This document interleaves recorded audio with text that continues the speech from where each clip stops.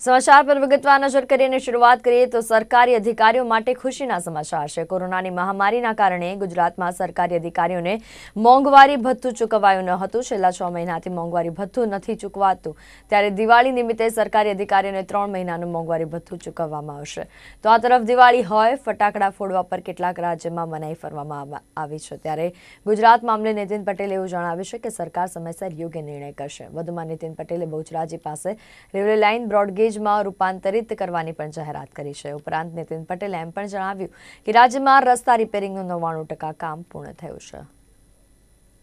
સરકારી કર્મચારીઓ અધિકારીઓને 3 મહિના સુધીનો જે એક હપ્તો ચૂકવવાનો દિવાળી પહેલા એમના ખાતામાં રકમ જમા થઈ જાય એ પ્રમાણેનો નિર્ણય હવે કર્યો છે અને આ 3 મહિનાની જે રકમ છે એ કર્મચારી અધિકારીશ્રીઓને 464 કરોડ રૂપિયા દિવાળી પહેલાં રાજ્ય સરકાર ચૂકવી આપશે।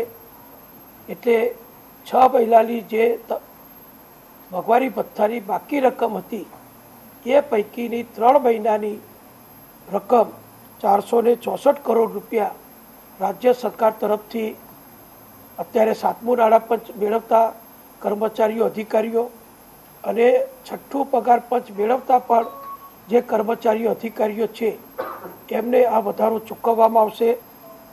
નિવૃત્ત જે કર્મચારીઓ અધિકારીઓ જેઓ પેન્શન પાત્ર છે, પેન્શન મેળવે છે, એમની કુલ સંખ્યા જે 4,50,509ની છે એ આ 4,50,509 પેન્શનરોને પણ આ મોંઘવારી ભથ્થાનો 3 મહિનાનો હપ્તો ચૂકવી આપવામાં આવશે।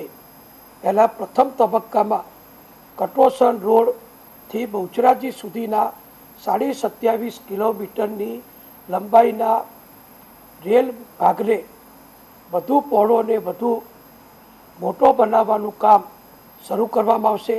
આપણે બધા જાણીએ છીએ પ્રમાણે મહેસાણા જિલ્લામાં, અમદાવાદ જિલ્લામાં આ મોટી મોટી જે મોટર કાર ઉત્પાદક કંપનીઓ, 2 વ્હીલર વાહનોની ઉત્પાદક કંપનીઓ અને અન્ય નાના મોટા સેંકડો જે ઉદ્યોગો આવ્યા છે એમાં ખૂબ મોટા પ્રમાણમાં માલ વહન કરવામાં આવે છે।